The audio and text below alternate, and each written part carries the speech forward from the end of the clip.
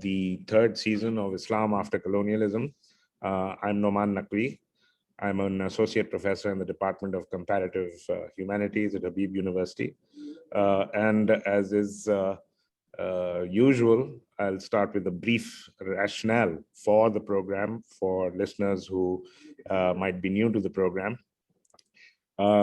Across the world, modern colonial rule has not only devastated the economies and ecologies of non-Western societies, it has dramatically transformed their cultures and traditions in innumerable ways. From the replacement of metaphysics and spirituality by historical and political religions to the emergence of divisive nationalism and nation states, the contemporary world cannot be understood without the profound impact of modern white supremacist colonial rule, based on modern ideas of racial and cultural segregation, historical superiority, and the civilizing mission, as well as national competition for global power and progress. Habib University's Department of Comparative Humanities and the University of Exeter's Institute of Arab and Islamic Studies have launched this fortnightly webinar series to explore not only the radical transformation of regional Islam during the period of modern apartheid colonial rule, but also the living potentials of the pre-colonial past, as well as the urgent decolonial question of what is possible today, what can we do, and how can we live now. And with that brief introduction, I'll ask my colleague, Dr. Sajjad Rizvi from the University of Exeter, to introduce our guest today. Thank you, Nauman, and welcome everyone to this third term of talks, Islam After Colonialism, with the focus very much in South Asia. I'm really looking forward to today's talk. So with that, let me introduce our speaker today. Professor Anand Taneja is Associate Professor of Religious Studies at Vanderbilt University. And he is perhaps best known for his rather intriguingly titled book, Genealogy, or Jinnealogy, perhaps I should say, Time, Islam, and Ecological Thought in the Medieval Ruins of Delhi, which is very much, I guess, in line with our decolonial praxis in this series, all about kind of violating, transgressing the binaries that we think of, not least the binary of perhaps human and jinn, but also that of urban and rural, ruin and habited space, tradition, modernity, religion, and its other, perhaps we can also add to that list. So that is the book that he has published already, and it's definitely worthwhile, going out and reading it if you haven't already read it. Today, he's going to be talking about something which, in many ways, seems to come out of it, or certainly comes out of Delhi. The title of his talk today is going to be The Critical Edge of Tradition, Understanding Ghalib as Wali in Contemporary Delhi. That's something which will certainly speaks to, I think, both Nauman and my own kind of interest in Ghalib on the cusp of poetry, philosophy, and so many other things, and maybe also how we can use Ghalib as a decolonial ally in what we're trying to do today. So without any further delay, let me pass over to Anand to begin his presentation. Thank you, Sajjad, for that wonderful introduction, and I hope you're calling me associate professor proves prophetic. I'm still assistant professor, but hoping that changes soon. So, aapke muh mein ghee shakkar. And thank you, Nauman and Sajjad, for inviting me. So this talk that I'm giving today, The Critical Edge of Tradition, Understanding Ghalib as Wali in Contemporary Delhi, is based on work I've been doing on a kind of broad-based project on Indian Muslim ethics in the age of Hindu nationalism. The paper I'm giving today, the talk I'm giving today, is based on an article of the same name that I published in the Journal of Urdu Studies in their last issue. All right, without further ado, I will start the talk. On the evening of March 12, 2018, there was a program on the famous 19th century Urdu poet Mirza Asadullah Khan Ghalib in South Delhi's City Fort Auditorium. The main auditorium has a capacity of about 1,800 people, and this was nearly full. Ustad Iqbal Ahmad Khan, a prominent musician of the Delhi Gharana who passed away last year, was staging a narrative of Ghalib's life, as told through his wife's point of view, punctuated by Ghalib's ghazals set to music. At the beginning of the program, one of Ghalib's ghazals was performed as a qawwali, a genre of music traditionally sung at the shrines of Sufi saints. Before the rest of the program commenced, Ustad Iqbal Ahmad Khan came on stage and said, "This is the first time Ghalib's ghazal has been sung as a qawwali. A reason is also that Ghalib was a Sufi of the Nizami Silsila. He had pledged allegiance, bayat, to Pir Nasruddin Shah Qale Sahib. I consider Ghalib a Sufi even though he himself says, Ye masail tasawwuf, ye tera bayan Ghalib, tujhe hum wali samajhte, jo na bada khwar hota." These matters of Sufism, this discourse of yours, Ghalib, we would consider you a saint if you weren't a wine drinker. But we consider him a saint anyway. Hum log to wali samajhte hi hain. A slow and uncertain clapping began from the audience. The audience's hesitant applause is not surprising, at least since the late 1980s, when a TV serial on Ghalib's life was shown on national TV. In Indian popular culture, Ghalib has been portrayed as a figure who chooses to be outside the sphere of religion. The TV show begins near the end of Ghalib's life, with him still unable to enter a mosque.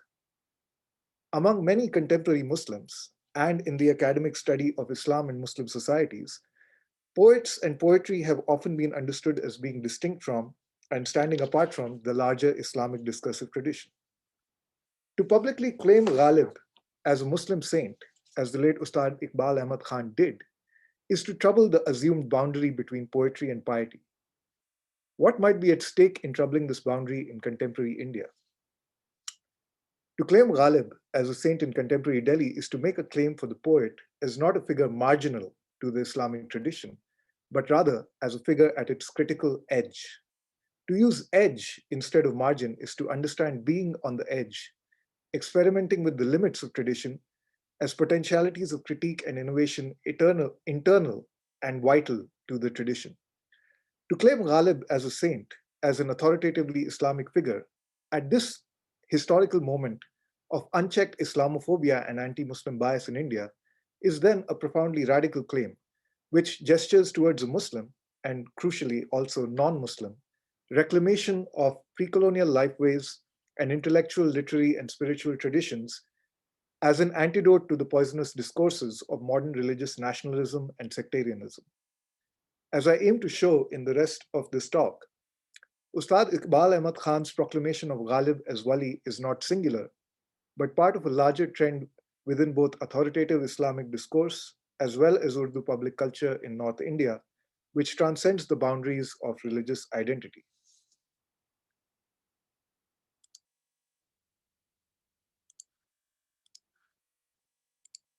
After attending a talk on the effects of Karbala on Urdu literature, given by the prominent Indian Shia alim Ayatollah Aqil al-Gharawi, a young man got up to ask a question.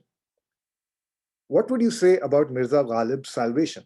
Mirza Ghalib ki nijat ke bare mein aap kya kahenge? Why does it happen that poets and literatures are characterized by religiousness, ladiniyat, and complaining against God, khuda se shikwa, and drinking wine inside the mosque and sitting outside the mosque and complaining against God? Here are brief excerpts from Aqil al-Gharawi's response. Poetry, shairi, has its own language. What is sad is that if this is not understood, there can be misunderstandings. For example, when in poetry the term sin, gunah, is used, do you understand it as sins of Shariat? If Ghalib says that in my breast there is much desire to sin, it means that there are yet potentials within me. I can still be bold, but society won't let me do it. It is in the meaning of jurrat, audacity, and the expression of daring that the word sin comes up. Or the pious one who truly has an ascetic, zahidana temperament, we call him a non-conforming libertine, rind. And the one who acts pious merely to fool the world, we make fun, tanz karte hain, by calling him sheikh or zahid. Such figures have always been targets of critique of poets, great poets, and they should be targets of critique. There remains the question of whether he will be saved or not. This is a matter outside the limits of my authority. ये मेरे दायरा-ए-इख्तियार की बात नहीं.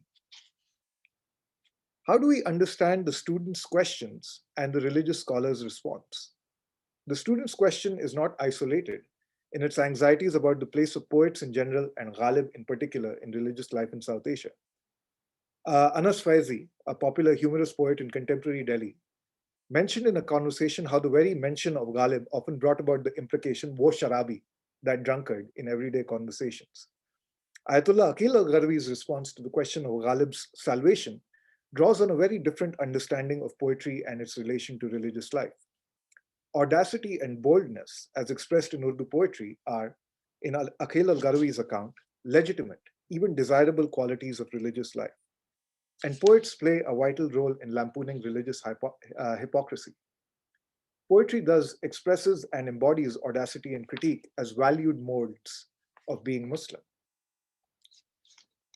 When I met Aqil al-Gharvi at the Bab al-Murad Center in Wembley, London, in early November 2019, we also talked about Ghalib. Ghalib is a very great poet, he said. He quoted the Urdu literature Zoe Ansari, who had said that Ghalib was the greatest poet of his era, of his dawn, in any language. Then he quoted this Ghalib sher. Bas ke dushwar hai har kaam ka aasan hona, aadmi ko bhi mayassar nahi insaan hona. It is so difficult for any work to be easy. Even for man, it is not easy to be human. This, he said, is a prophetic statement. Paygambari bayan.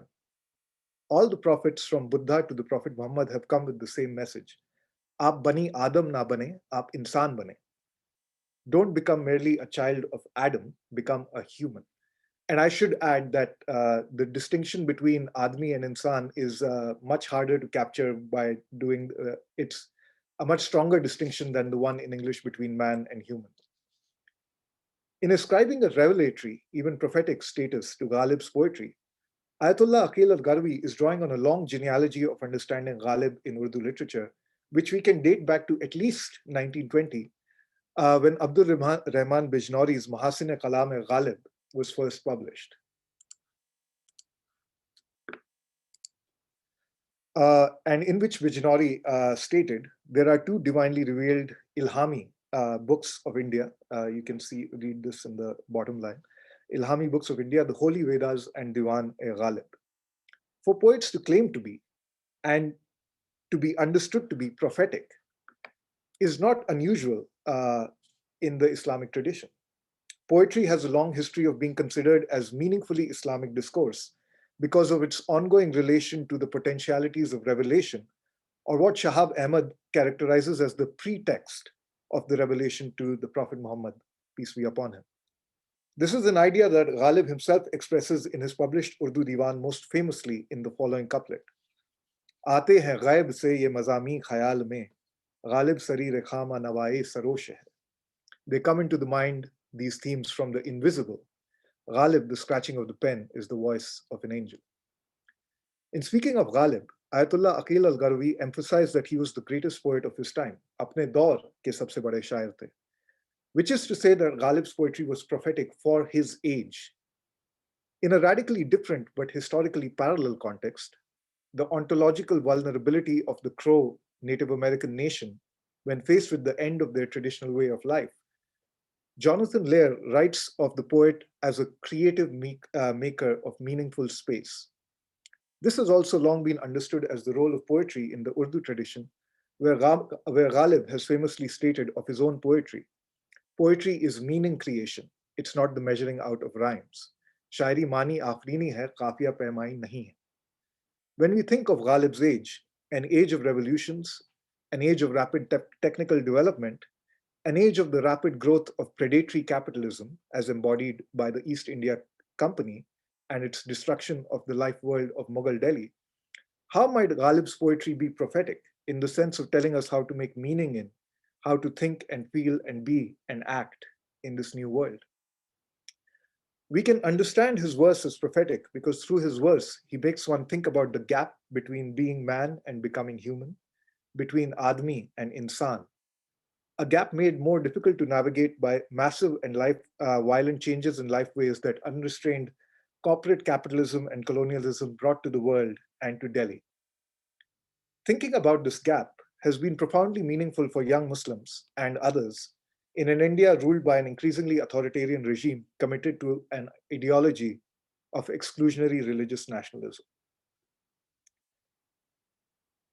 It was during a conversation at the Walled City Cafe in Old Delhi in February 2018 that Abu Sufyan said, "When I recently went to Ghalib's Haveli and read the couplets that are written on the walls there, some of them were so true for corporate life that I went crazy and I totally became a fan. मैं पागल ही हो गया, fan हो गया." The Ghalib verse that contained deep insight into corporate life for Abu Sufyan was the one that Ayatollah Aqil al-Gharawi had cited as prophetic. बस कि दुश्वार है हर काम का आसान होना, आदमी को भी मयस्सर नहीं इंसान होना. When I first met Abu Sufyan in February 2018, he was in his mid-20s working for Google in Gurgaon and also running a Facebook page called Purani Dilli Walon Ki Baatein.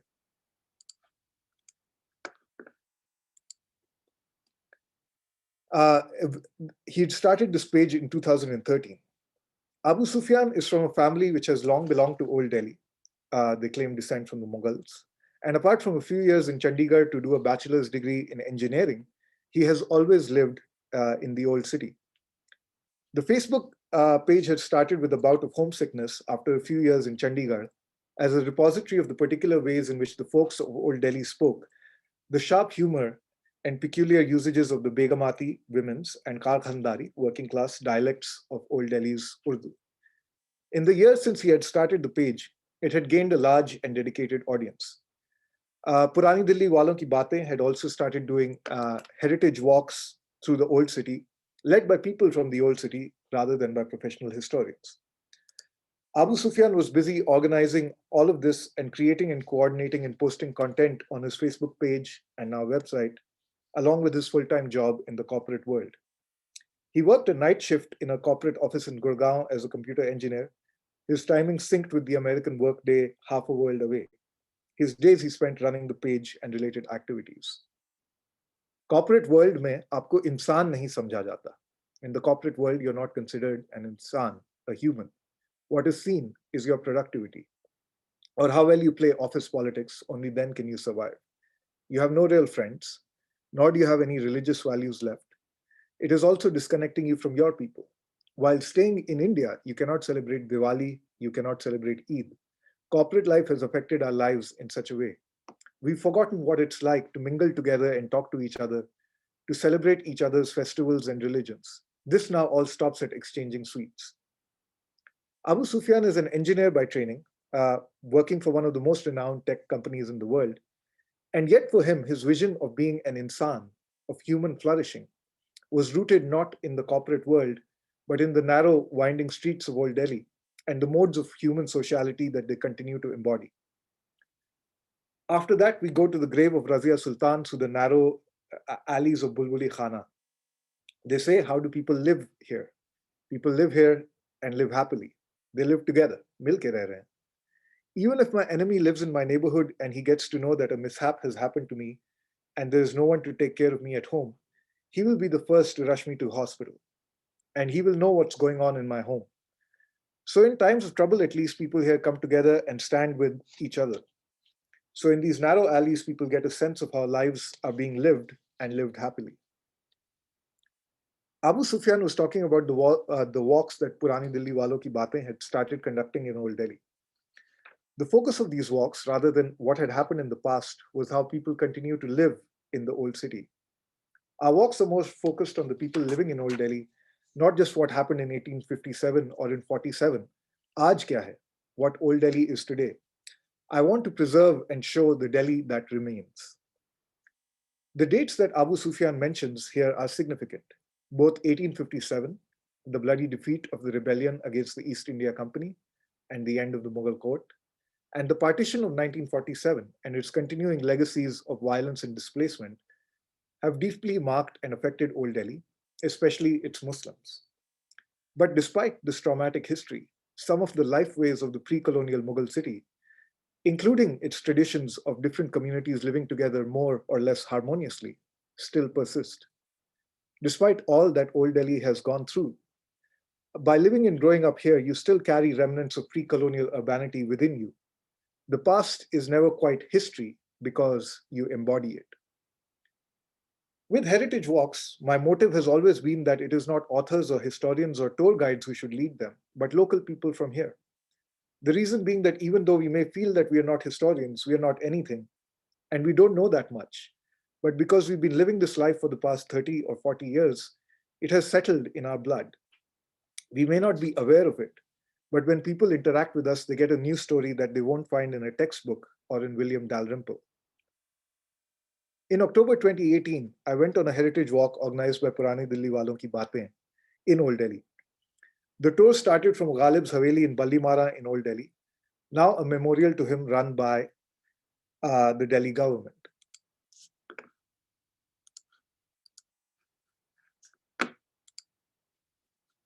The walk was being led by Anas Faizi, who is an Urdu poet well known for his mizah or humorous poetry. Anas has an MA in Urdu literature from Delhi University, works as a teacher in the Delhi government school system, and does occasional work for Urdu radio and television, as well as comparing mushairas, along with leading heritage walks. One of the first questions asked to Anas after his introductory remarks was, what about the use of wine and Ghalib's poetry, and isn't this against Islam? Anas answered by giving some details of the metaphorical uses of wine in Urdu poetry. Then he smiled and said, Mullah se hum kehte hain ki jannat mein shaयर hi zyada paye jayenge. We tell the mullahs that poets will outnumber them in heaven. As we walked through the relatively quiet Sunday city with Anas and Abu Sufyan, the narrative and conversation moved seamlessly between the Delhi of Ghalib's era and the contemporary condition of the old city. As we were walking past Ahata Kale Sahab, the home of the Sufi where Ghalib had taken refuge after being sprung from debtor's prison, where a girls' school operated by a Muslim charitable foundation now runs, Anas talked about how there was no science stream high school for girls in the old city, pointing towards the history of neglect of education in Old Delhi in post-colonial India. In the Hamdard Dawakhana complex, Anas talked about the foresightedness of Hakim Abdul Majid, who restarted the Dawakhana from scratch by selling Ruh Afza.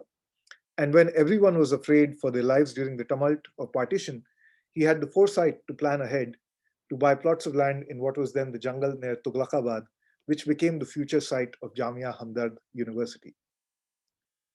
As we neared the Chowdi Bazar metro station and the Haus Qazi police station, Sikandar Changezi, who has a treasure trove of historical documents related to the old city, pulled out a color illustration of what he said was Dilli ka aakhiri mushaira, the last great poetic gathering of Delhi before the end of Mughal rule, remembered by literary convention as having happened in 1846.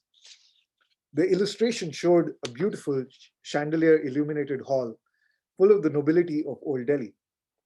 This, he said, happened right where the Haus Qazi police station now stands. The contrast between the image of that chandelier-lit hall, filled with some of the best Urdu poets of the 19th century, and the brutalist concrete architecture of the contemporary police station was what I carried with me as I walked into the Chowdi Bazar metro station and took a train heading south. Was this juxtaposition an image of despair? The mushairas and poetic nashists were still going on, and Purani Dilli Walon Ki Baatein was now organizing them in the courtyards of traditional style homes that remained in the old city and live streaming them on Facebook and archiving them on YouTube, not unlike what we're doing today. Despite all the destruction that Old Delhi had gone through, it had not yet been destroyed. Culture had not yet become history. Conversations about and with Ghalib continued to unfold in homes and tea shops and libraries in the old city and beyond. The persistence and revival of the lifeways of Old Delhi in the face of overwhelming destruction brought to mind Ghalib's sher. Mirba ho ke bula lo mujhe chaho jis waqt, main gaya waqt nahi hoon ki phir aa bhi na sakun. Be kind and call me whenever you wish. I am not past time that I cannot return. Ghalib is ubiquitously present in contemporary Delhi, far beyond the limits of the old city or Muslim identity. He appears as a character in popular stage plays, like one called Anti-National Ghalib. Couplets attributed to him flood social media. His image adorns new art being made in the city. The ubiquity of Ghalib in the landscapes of contemporary Delhi is part of a far larger phenomenon, strange and wondrous even to those who are active participants in it. The sudden rise and popularity of Urdu literature, especially poetry, in Delhi over the last few years, years coinciding almost exactly with the coming to power of the Hindu nationalist Bharatiya Janata Party, or BJP. Urdu, since the partition of the subcontinent in 1947, has largely been identified with Muslims in India and has systematically been marginalized, especially in primary education. But the past few years have seen young people in urban North India, a generation identified with Anglophone call center jobs and the English novels of Chetan Bhagat, not only filling auditoriums to standing room only capacity to listen to Urdu poetry, but also writing Urdu poetry of surprisingly high quality. Posters of Urdu poets, uh, a genre of pop art that did not exist till a couple of years ago, are so popular now that they are being pirated. How do we understand these two intertwined phenomena of the prominence of Ghalib and the popularity of Urdu in contemporary Delhi?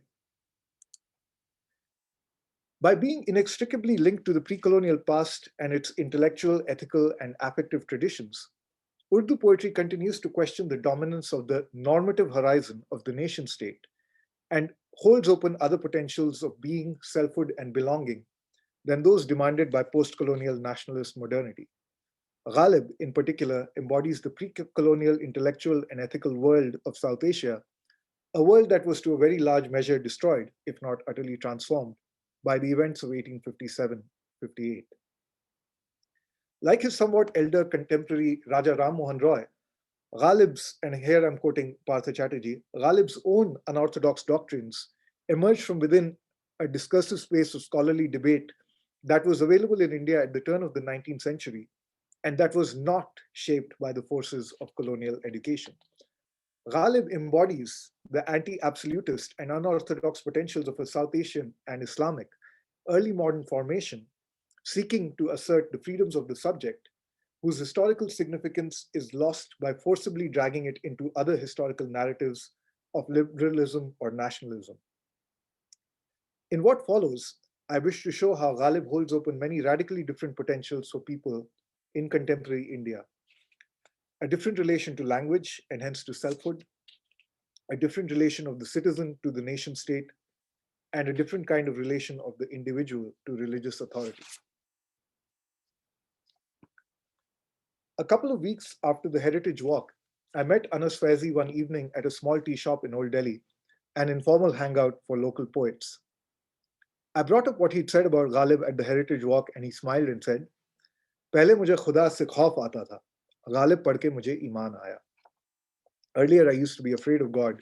After reading Ghalib, I truly came to faith. Because, Anas said, of the way he could address God. To illustrate, he quoted this sher of Ghalib's. बंदगी में भी वो आज़ादा और खुद भी हैं कि हम उल्टे फिर आए दरे काबा अगर वाह ना हुआ. Even in servitude, we are so free and self-regarding that we turn back from the door of the Kaaba if it did not open. As for Ghalib's drinking, Anas said, none of us is a parsa, pure.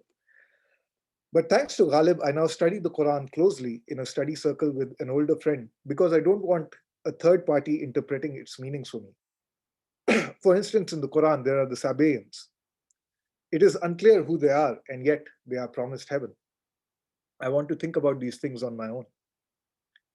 Ghalib's refusal to be defined by religious identities and his disavowal of dogma might seem at odds with a contemporary India in which identitarian politics and religious nationalism are the dominant political discourses, leading to growing violence, polarization, and religious discrimination. But the years of the Modi regime have also seen the appearance of counterpublics, including in the sphere of religion, where radically different forms of association and discourse are experimented with holding open alternatives to the discourse dominating what in India is called the Godi media and WhatsApp University. The years of the Modi regime have, for instance, seen radical potentials opened up in Muslim religious life in India, many of them pushed for by young Muslims. In June 2018 in Old Delhi, during the month of Ramzan, I attended an iftar in which Shias and Sunnis broke their fast together and then prayed together. The iftar had been organized at short notice in response to a news story that had been given much air by the TV news channels, in which a stamped handwritten fatwa from the Darul Uloom Deoband was shown, which opined that it was not advisable for Sunnis to eat with Shias. 2 days after the story broke, on a Sunday, a joint Shia-Sunni iftar had been announced, organized by a coalition of Muslim journalists and media professionals and Muslim community leaders and young social activists, many of them also associated with Purani Dilli Walon Ki Baatein and friends with Anas and Abu Sufyan. Joint Shia-Sunni Eid prayers had begun in Delhi and Lucknow in 2015, organized by young Muslims concerned about the divides among Muslims at a time of the political marginalization and demonization of the larger community. These young Muslims, rather than working against religious authorities, actively worked with them to ensure community acceptance of what had hitherto been unimaginable. Sunnis and Shias praying together despite their doctrinal and ritual differences.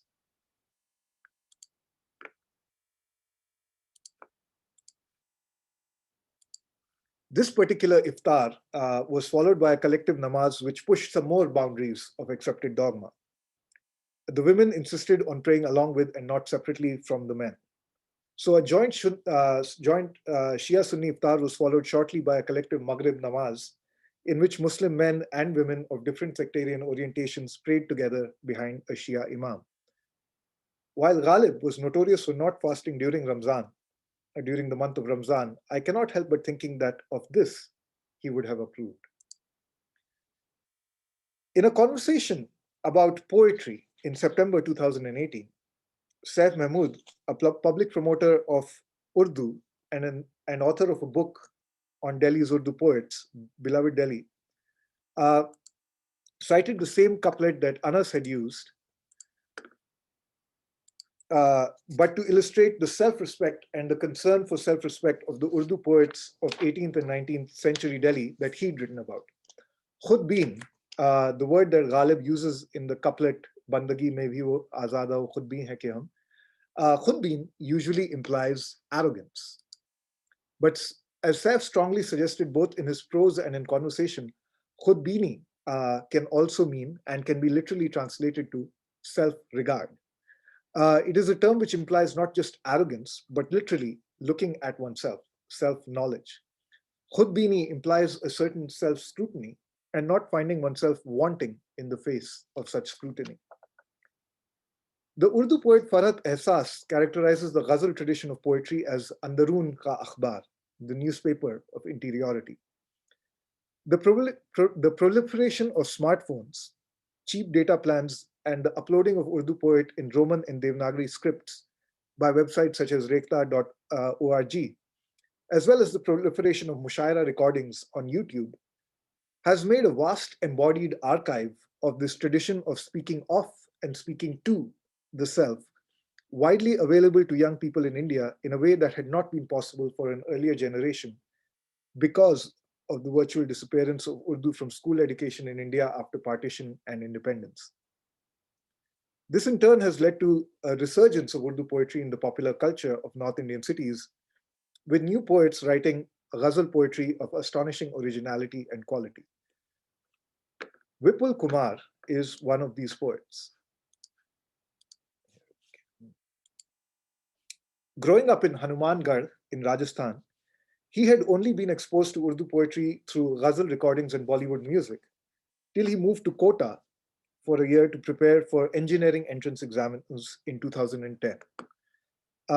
Kota is a city infamous in India as the place where Indian teenagers are under pressure as they devote years of their lives and their parents' financial resources, enrolled in coaching centers to spend day after day, often for years, slogging to prepare for the insanely competitive entrance exams for the Indian Institutes of Technology, or IITs.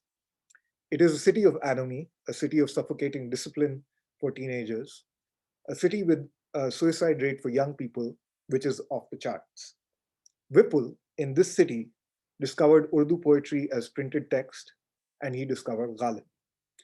Initially, from the bookstores in Kota, he picked up cheap paperback editions in Devanagari script of the selected poetry of the classical Urdu poets published by Sajjad Peshawari. He read poetry on urdupoetry.com and got hold of Ghalib's Urdu Diwan. That whole year in Kota, he told me, मैंने लगातार शायरी पढ़ी. I continuously read poetry. While all around him young people were cracking up under pressure, Vipul was reading Ghalib, watching people break down and in weeping, and forgetting to turn up for the second part of the IIT entrance exam. Today, Vipul is one of the most well-known of the new generation of young Urdu poets, along with being a successful developer of cell phone apps. Like many of the new poets who grew up without learning the Urdu script, he has taught it to himself, reads extensively in Urdu, and posts his ghazals on Facebook bi-scripturally in both Urdu and Hindi.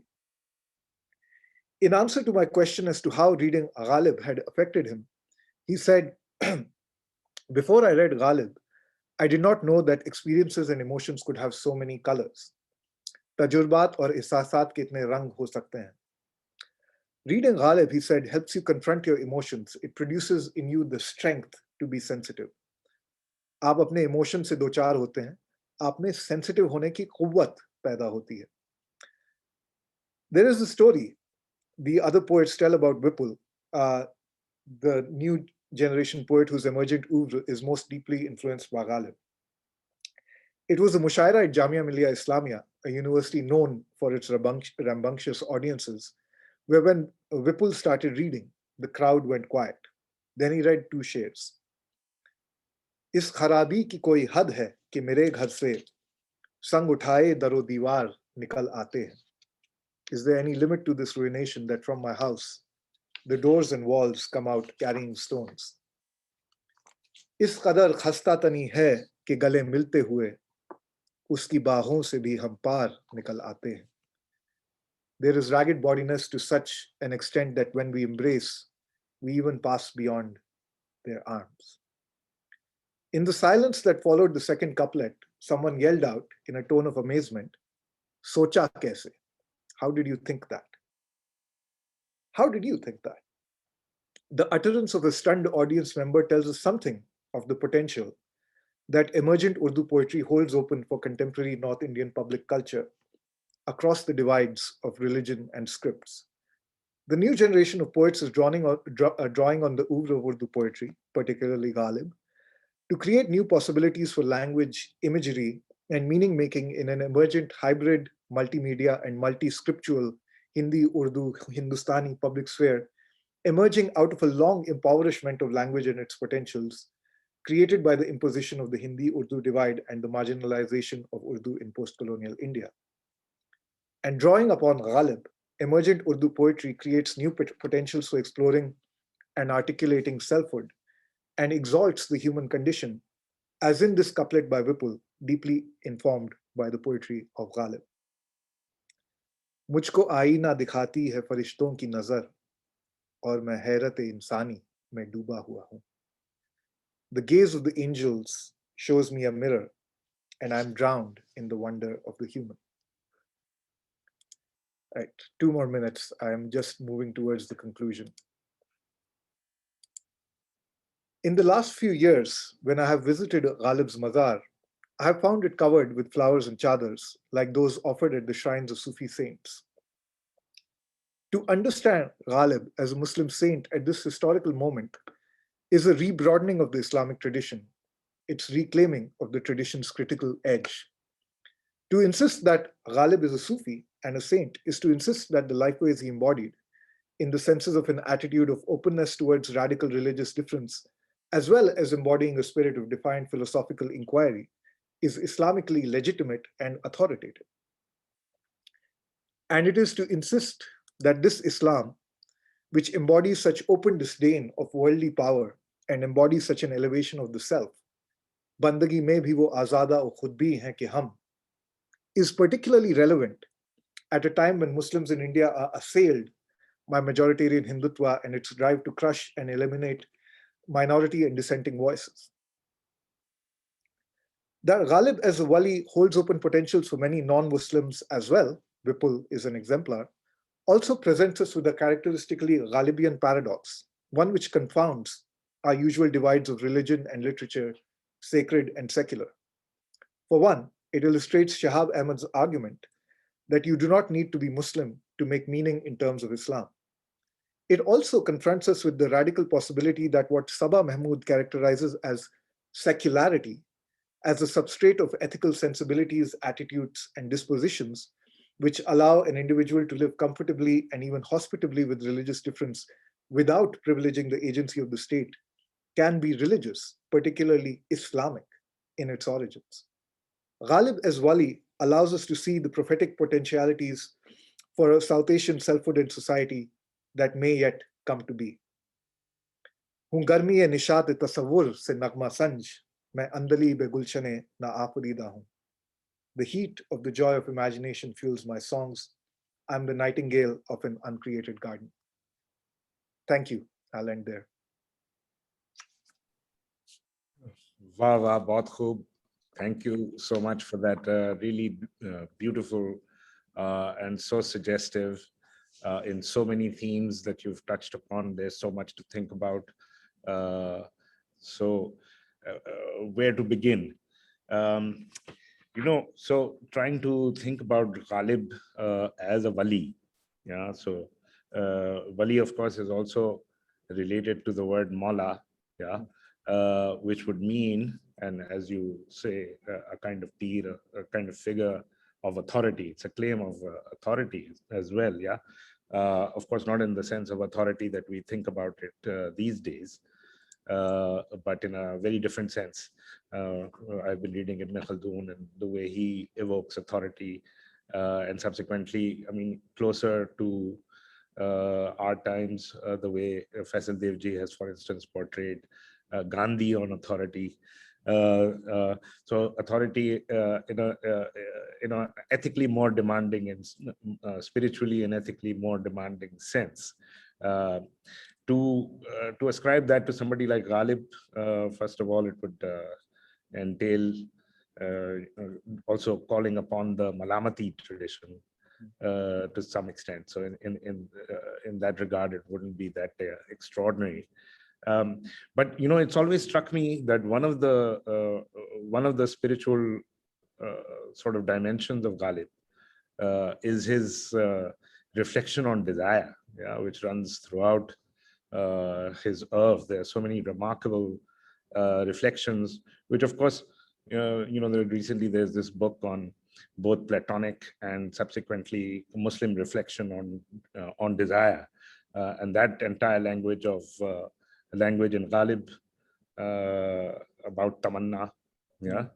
मिसाल के तौर पे वो जो बड़ा मशहूर शेर है कहाँ तमन्ना का दूसरा कदम या रब हमने दश्ते इम्कान को एक नक्शे पा पाया, which also opens up this vertical space. Yeah. What you see of desire, worldly desire, is ek naqshe pa. Yeah, so the work of desire or the journey of desire happens in the realm of the impossible. Yeah, so this vertical space that Ghalib opens up in this modern colonial temporality, which is merely chronological. Also, the ghaib thing obviously is opening up a vertical space. Yeah, so I think if Ghalib is to be thought as a spiritual thinker, as you point out also in the case of ghaib, which of course is a feature of so much. After all, the Ghazal tradition, Hafiz is called Lisan al-Ghaib. He's the voice of ghaib. It's also thematic. But in terms of the colonial situation, so just to ask the obvious question. Everybody knows that in fact Ghalib was a pensioner of the British and spent a very good part of his life and didn't in any obvious sense appear to be anti-colonial. Mhm. Yeah, so I just like, I'm with you entirely, but for a larger audience, that would be an immediate question to ask. Okay, how can we make these decolonial claims for somebody who was, on the face of it, quite comfortable with colonial authority? Yeah, and in fact, in his, that famous takreez that he wrote. Mhm. For Sayyid Ahmad Khan, which Sayyid Ahmad Khan didn't like very much at all. Right? What are we going to do with that when he says, okay, forget about the past, forget about the Mughals, and look at the British and what they're achieving, and his interest in what was happening at Delhi College, which apparently used to go and attend lectures there, right? वो शायद उस film में नहीं, वो जो series है But Ghalib की, उसमें he also refused to take employment at Delhi College because उनका एहतराम नहीं हुआ ठीक से, right? Which हाँ, also एहतराम सही तरीके से एहतराम नहीं हुआ. So which that's a, also points us towards a certain kind of conception of the self, right? And what the protocols of the old world should be. But I think, yeah, I think I think the question, I mean, how do we think of resistance, right? If resistance is always obvious and on the face of it, then of course Ghalib is, we could consider him as comprador. But I think where people see the value in Ghalib today is in the epistemological and ontological possibilities he opens up, right? Which and to do those, he had to stay alive, right? So, I mean, that's I guess is what I'll say to that. And I think the question of what people, right, the kind of accusation of Ladiniyat of Ghalib keeps missing is how he was actually very committed to the Mullah, to Mullah Ali, right? And in a way that really problematized the whole Sunni Shia divide, because we also know that he used to go to the mosque, right? Unlike as it's portrayed, he at least used to go to the mosque to attend Taraweeh prayers, which is, well, canonically Sunni, but he used to go there, like, because he liked the recitation of a particular Qari. So he would go for Taraweeh prayers. So, and that's in, Rasul and Islam. So again, right, Ghalib is very hard to capture within our usual understandings of Shia, Sunni, tradition, modernity, resistance, and I guess resistance and collaboration. He just doesn't fit into those, and to fit him into those modes kind of does away with the possibilities that he really opens up if you focus on the work, right, on the diwan. So, thank you, Sajjad. There are also questions from the audience. Sajjad, just to take up that point, I mean, a connected one you could say is that, I mean, the very fact that he has this kind of lament about what happened to Delhi and everyone knows who did it, right, suggests that his position on colonial presence was not entirely neutral, or even positive. And also the fact that, I mean, his, as you said, the embrace of, of a different epistemology, of in which there is actually no, there's kind of no quarter given to the new learning at all. Delhi College was a kind of a strange situation because it actually continued with pretty much a very traditional curriculum. There were only few subjects where you had things which are translated into Persian. But the vast majority of what was taught was very recognizable from any other madrasa in the qasbas of North India. So in that sense, I think that there might be something to be said for, and also about his wider circle. I mean, one thinks about his wider circle, a number of whom were caught up in 1857, some of whom were executed. Of course, he also had friends who were on the other side, who were loyalists. So I think there's a wider kind of milieu, an intellectual circle in Delhi, which is worth looking at a lot more carefully. And I think, I mean, I at one point I had this idea of writing something about that particular circle, Fazl Haq, Ghalib, Shefta, Azurda, and all these guys. There's really not much out there which looks at, what was their kind of epistemology? What was the intellectual universe that they inhabited? How do they move between poetry and prose? And how did, themes come up? So, you mentioned the famous Rind versus the Sheikh, which of course is the classic trope, which goes back to Hafiz at least. There are many other kind of examples like that, which are expressed not just in the poetry, but you find that even coming up in the prose, in some of the prose works of the contemporaries. So that, yeah. But if I may say, he had contempt for the rebels as well. Yeah, in 1857,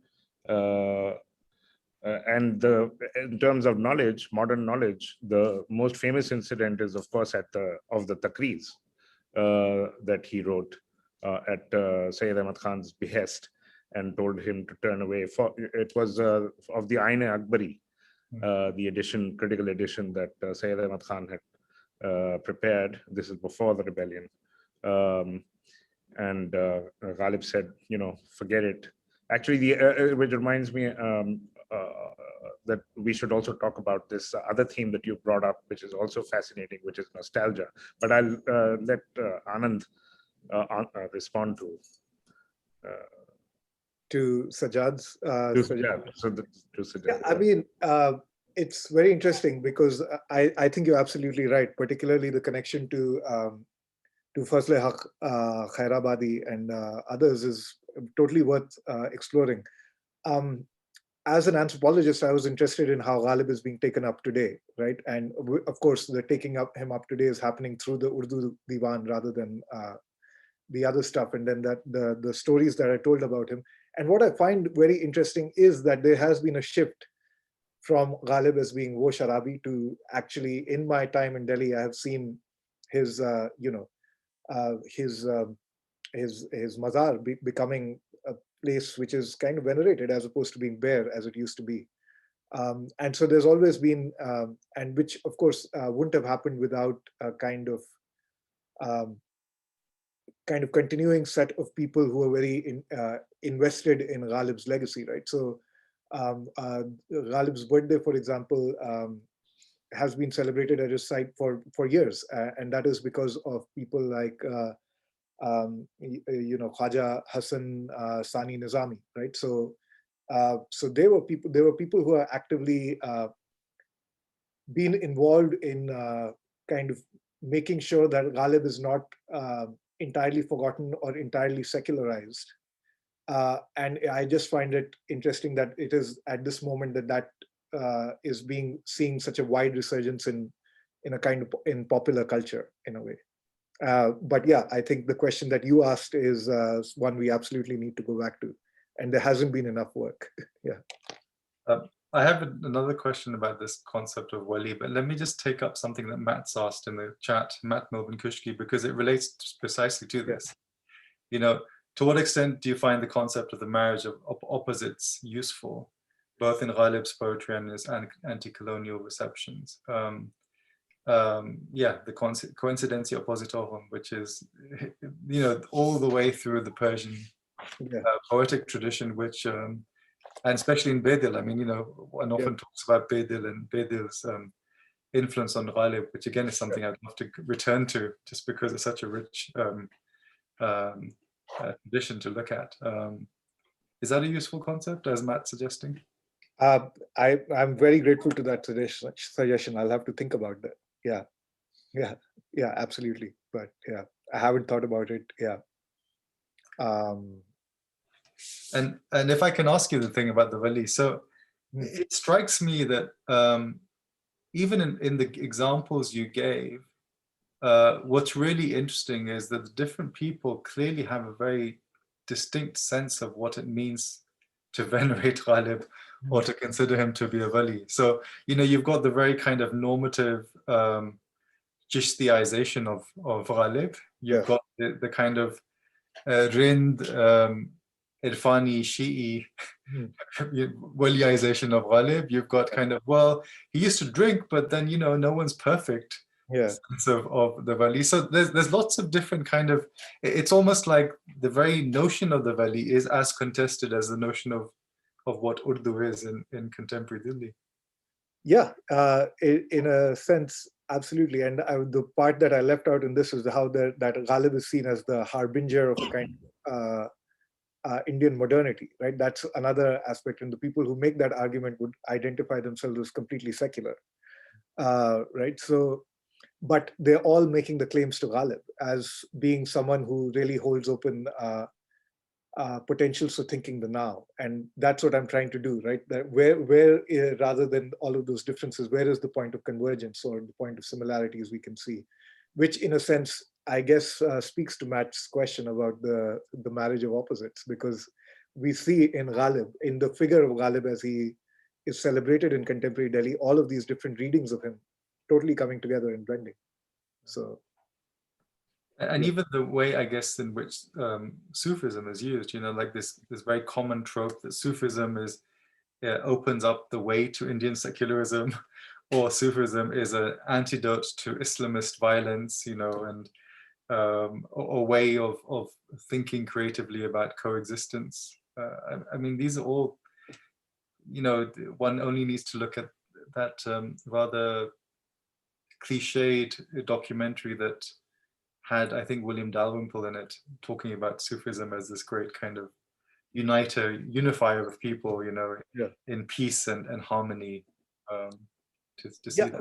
Well, of course, and that's always been part of why Sufism is kind of celebrated in India. But what I see now through an engagement with poetry is that, I mean, you can't engage with Urdu poetry deeply without coming up against the actual technical vocabulary of tasawwuf, right? So, and Irfan, so people's mode of engagement is shifting, right? They're actually taking tasawwuf seriously as a knowledge tradition rather than as being instrumental in kind of creating social harmony, which I think is the other shift we are seeing right now, which also would explain why Ghalib is being, in a sense, there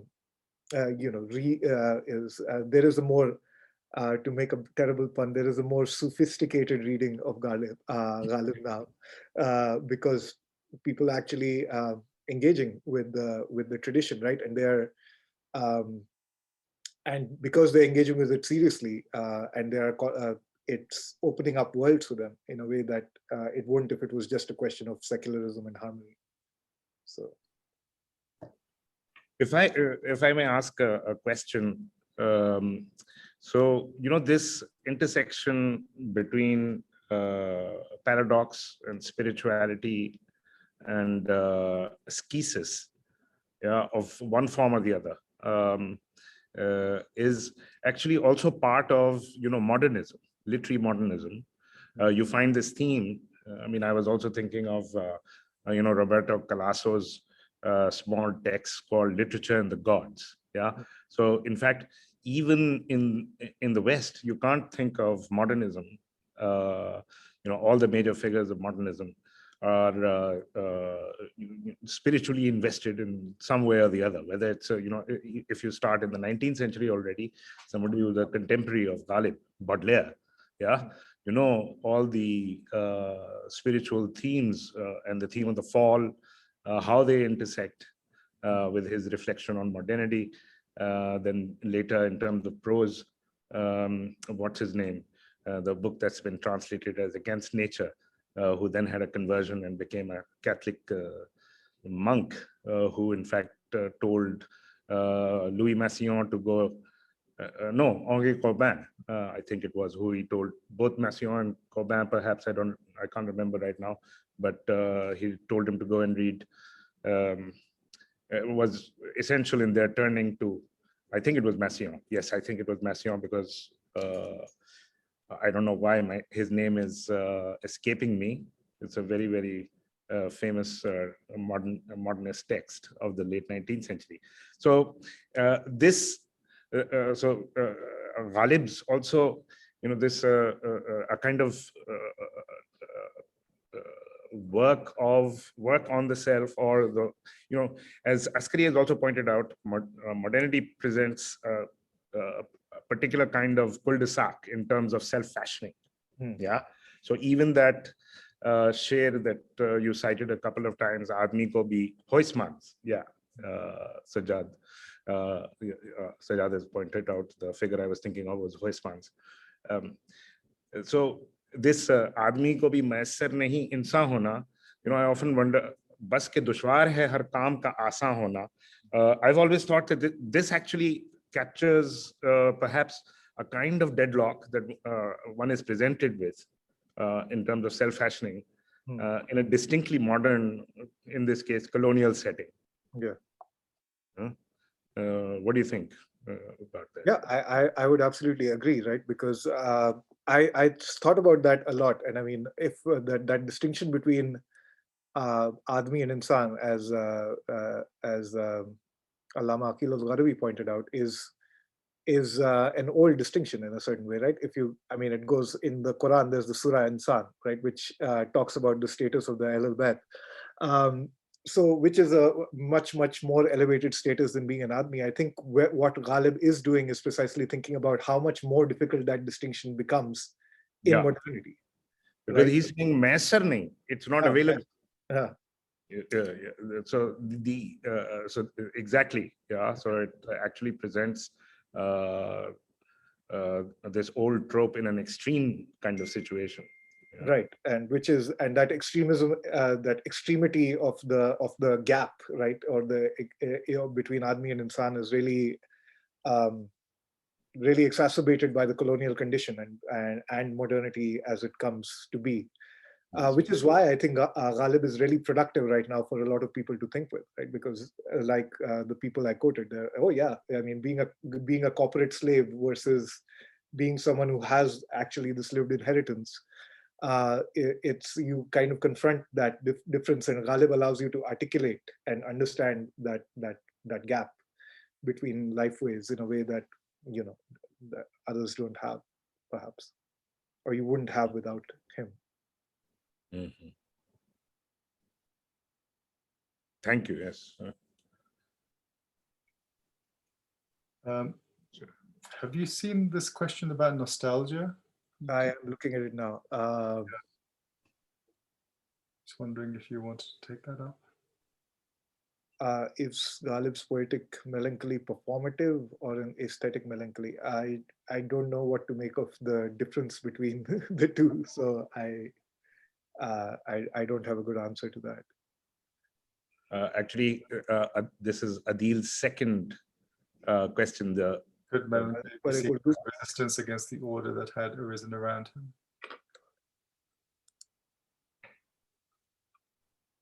Is Ghalib's poetic melancholy performative? He's also brought up nostalgia.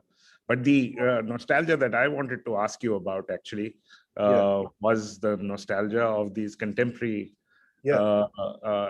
contemporary figures. Yeah. So, it's pretty much, that's the other thing. And then this is common between your first book and this also. This new work that you're doing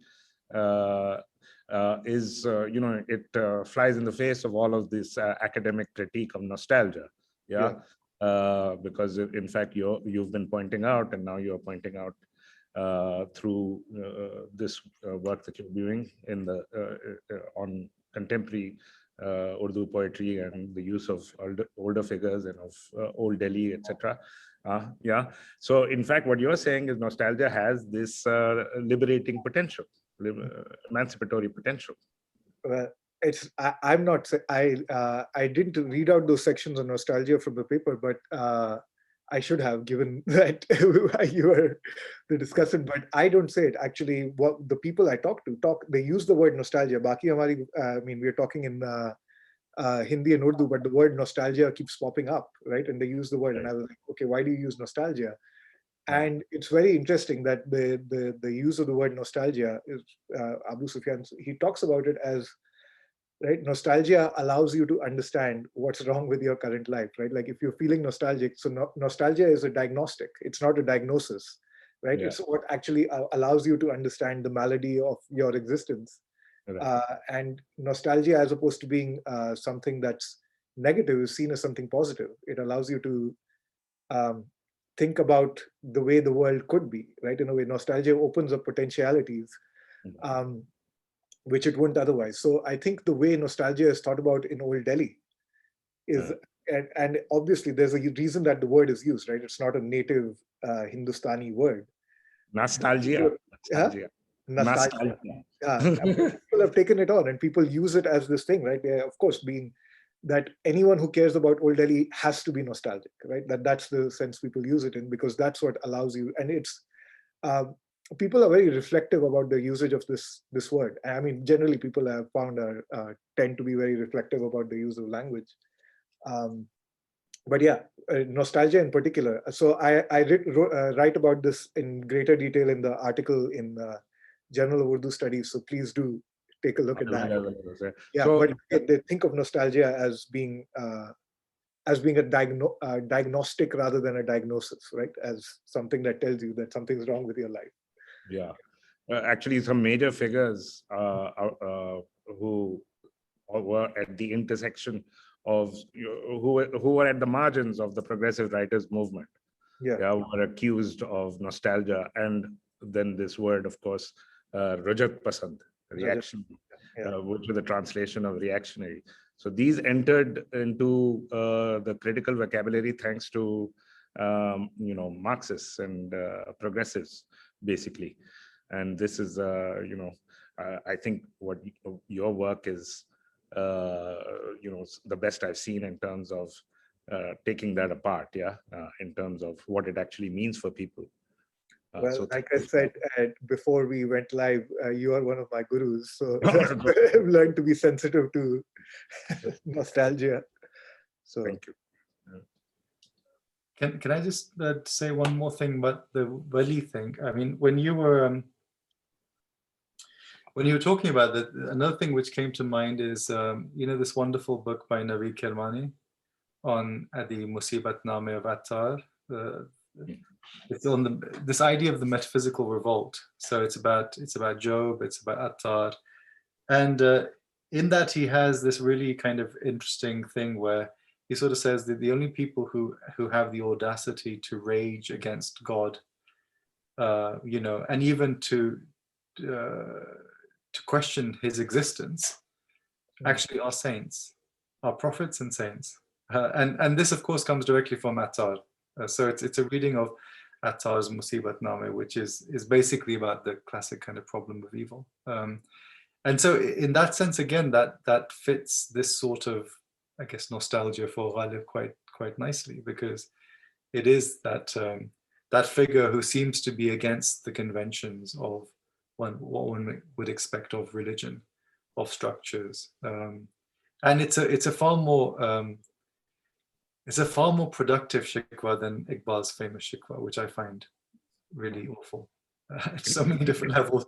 It's kind of, Iqbal's shikwa is this kind of almost fascistic look at the past, whereas this sort of railing against God is a completely different attitude to life.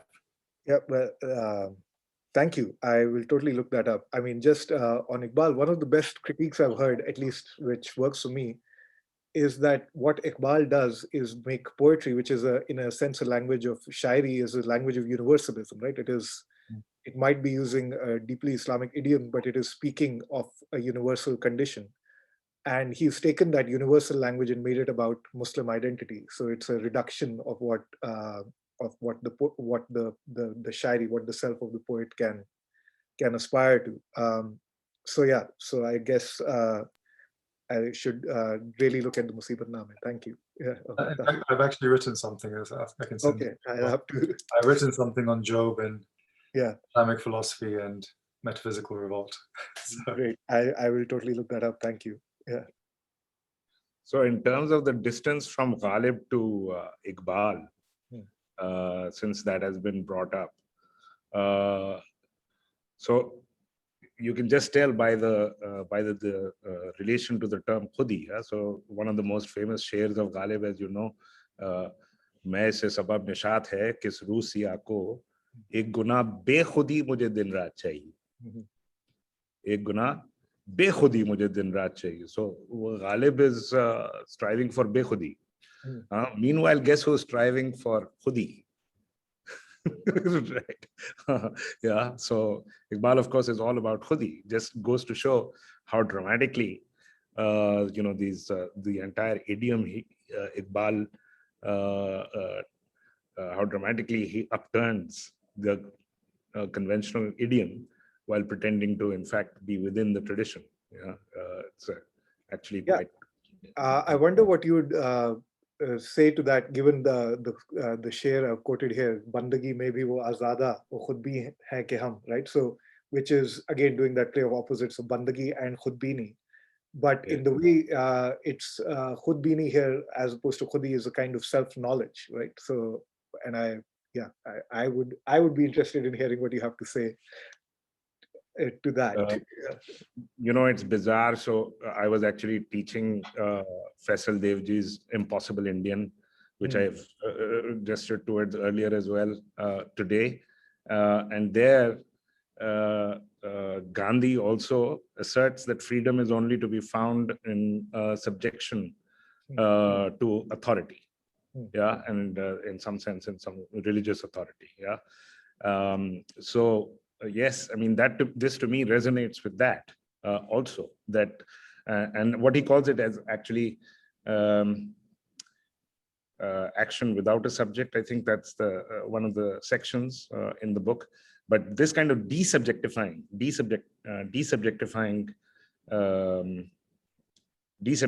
moment, which is of course quite traditional in the ghazal. Yeah. So I would say that that yes, I mean, it's once again, it's paradoxical. Naturally, it's paradoxical. Yeah, because you're talking about subjection on the one hand, and so once again, those various paradoxes that we've been talking about. This is another one. Okay, we have a question from Matt again, Matt Melvin Kushki. So on the difficulty of actually becoming human, does Ghalib specify any particular disciplines or practices to achieve that rare state? Spiritual practices. That's a good question. I don't know if I can answer that. I mean, if Ghalib would also embody the kind of hedonism, which is very interesting. No, I don't know, is currently understood to have done, apart from mangoes and wine, nothing comes to mind. But I honestly, I don't know. So I can ask other people what Sajjad and Nauman would have more to say about this. I mean, I wonder about this claim of him actually being a Chishti who had, done bayat to appear, because I mean, there's lots of, that means so many different things. One could just be like, as they say, sort of, it's a matter of tabarruk, that you associate yourself with a peer, right? Yeah. It doesn't actually involve any obligations on your part. You're just attaching yourself to the charisma of the person. Yeah. And then, of course, there could be the actual assumption that this person has authority over you, and then what that person should prescribe in terms of spiritual exercises might be what you do. But I don't think there's any evidence of that in Ghalib, as you suggested. Yeah. So there's no particular vid that he seems to be associated with, at least that's been recorded in any source that I am familiar with. I mean, there might be other ways in which you could read the poetry. I mean, I know what Matt is interested in, and so I'm wondering if that you could actually have some sort of occult reading of some of the verses, looking in terms of the way in which certain words, certain formula, certain huruf are arranged.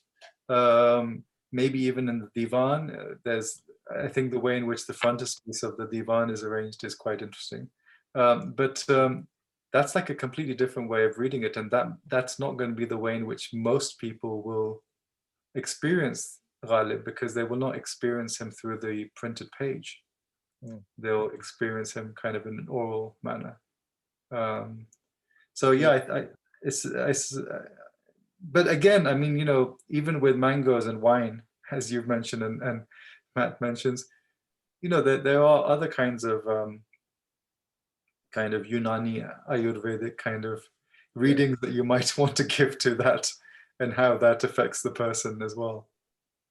Yeah, it's hard to say, right? As you point out, there's no evidence of there being any wird that Ghalib followed, but there are many times that he points out his devotion to Maula Ali, right? He's very clear on that, and that the kind of relation to Pir Kale Sahab is interesting because he did take shelter with Kale Sahab when he came out of debtor's prison. He stayed at his house for several months, and now does that mean that he took bayat with the Pir? We do not know, but we know that Ghalib was kind of suffering there because because it was the Pir's house. There was no wine allowed, and so he's supposed to have said when someone asked him how you doing, says "Pehle gore ki qaid mein tha, ab kale ki qaid mein hu." Right? So because from one prison to the other. But yeah, what Ghalib's esoteric practices remain esoteric, right? I guess that's the point of them. But increasingly, people are, they are reading him on the printed page. Jafar is coming back, right? People are learning the numerological stuff as well, and it's kind of becoming a living tradition again. So who knows? There might be things. So something else which just came to mind is you know about Gopi Chand Narang's rather sort of unusual claim of the influence of Nagarjun and yeah. Buddhist thought on Ghalib. I mean, I guess that's kind of esoteric, but how do you see that? Is that at all part of the kind of the landscape of what people are talking about in Delhi? I mean, do people take up that suggestion and say, oh, this is an interesting kind of way of understanding the interaction of different thought systems in Delhi at the time? Yeah, I mean, I've looked at Narang's argument, and I think the connections he makes between Bedil's influence on Ghalib are, of course, very straightforward. The idea of Nagarjun's influence on Bedil is kind of harder to trace, but I think Jonathan Ganeri's ideas of like these kind of subterranean connections between these traditions are very productive. So I don't want to kind of dismiss them out of hand. That being said, that's not conversations I have come across in Delhi. So, the connection, Bedil and Ghalib, yes. Beyond that. Yeah. And there's a very good book published with that title as well. The guy who did Sayyid Ahsan al-Zafar, the one who also wrote the wonderful book on Bedil. He has a book published by the Ghalib Academy called Bedil or Ghalib, which is very good as well. Yeah, I mean, that would be interesting because that's the particular kind of, we talked when we had that conversation with Shankar, a few months ago. Yeah, there's all this stuff about the early modern interaction, between Vedanta, between the Ibn Arabi school, etc. And there certainly are resonances of that in Ghalib. Mm-hmm. The question is whether that's something which is part of this current nostalgia about Ghalib or the current reception. Because, I mean, for me, that would actually be a really positive thing if that was, because that's a far more productive way of interacting, I think, and coexisting than maybe, I think it's philosophically more sound anyway. Oh, absolutely. And I would agree. That's not yet happening on the surface. I mean, but that does not mean that it's not happening, in a more subterranean fashion. Because many of the people who are turning to Ghalib are, as I pointed out, non-Muslims, right? Many are Hindus, and I think what that points out to that lack of that connection is perhaps that people are not very well educated in Hindu traditions at this point, and I think we're seeing a very impoverished face of Hinduism being dominant in the public sphere right now. So if we were ever to actually recover philosophical Hinduism as a lived tradition, then I think that conversation is more likely to come to the surface, perhaps. So. And that again also, I mean, one other aspect to that could be the way in which, I mean, coming back to the colonial project, I mean, there's a way in which the colonial project presented Yoga Vedanta as the essentialization of Indian thought, right? So if you were going to be kind of anti-colonial, yeah, that's exactly what you're going to reject. You know, yeah. you're going to reject Yoga Vedanta as this kind of thing which has been, you know, kind of built up by the colonial episteme as representing you. Right. Can I say something here? You know, I want to bring up the fact that, of course, metaphysics, philosophy, ontology have mostly been transmitted precisely through poetry. I mean, and there's this close link between poetry, philosophy, spirituality, things that, you know, have been taken apart in the modern period. And Ghalib is continuing in that way. And I think he's a great philosophical thinker. There are all kinds of remarkable philosophical reflections throughout. But, you know, I think most people in our region, whether, across the traditions, in any case, you know, think that's the relationship between poetry and spirituality and poetry and philosophy are just self-evident to most people. Yeah, and that's most people, not being us, obviously. Since we are not most people. You know, the literate classes are not most people. So for non-literate people, I mean, it's a remarkable philosophical content, whether you look at Khaja Ghulam Farid or Bulle Shah, or, you know, you can just go on all the whole range of philosophical, both in the Bhakti tradition as well as in the Muslim tradition, and even the Ghazal tradition is completely tied up with that. And you already said this at the beginning in response to my first question, Anand, that in fact what Ghalib makes available primarily is this alternative ontology and an alternative epistemology. That's what they. But I wanted to ask about this, what we were talking about earlier, ask or comment really on this, the question that Matt had asked about what are the spiritual practices. How did he put it exactly? Does Ghalib specify any particular disciplines or practices to achieve that rare state of being insan? Okay, disciplines or practices. Well, poetry writing is a discipline, yeah. And a practice. Yeah.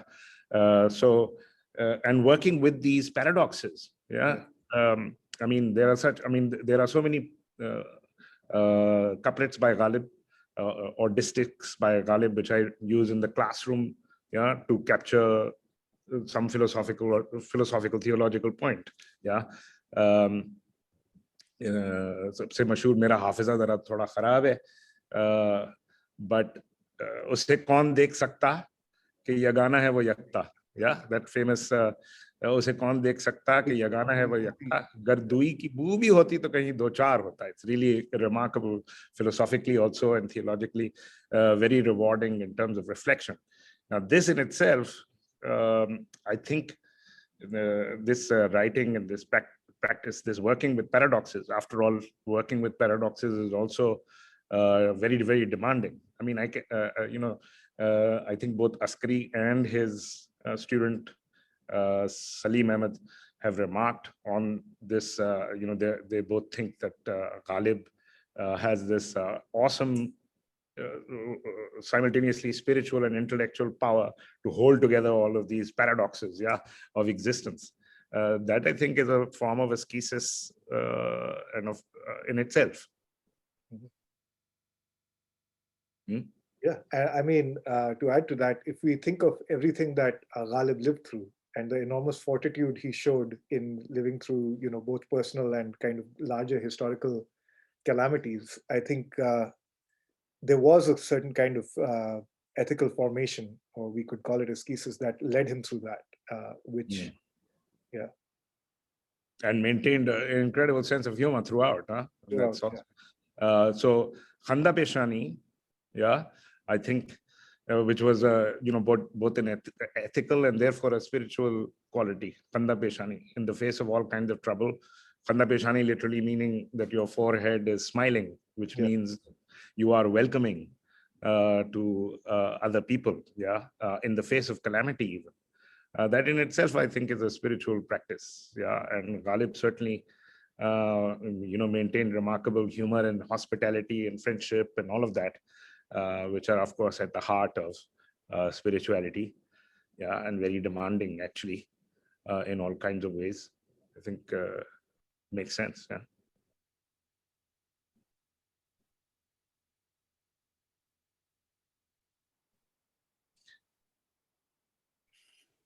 All right, we've gone on for quite a while now, even though we started late, to which I should apologize to, our viewers.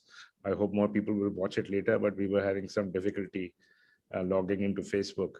So Sajjad, would you like to close the evening? Thank you so much, Anand. Thank you. Thank you, Anand. And thank you for everyone who's watched. I can't actually remember what our next one is.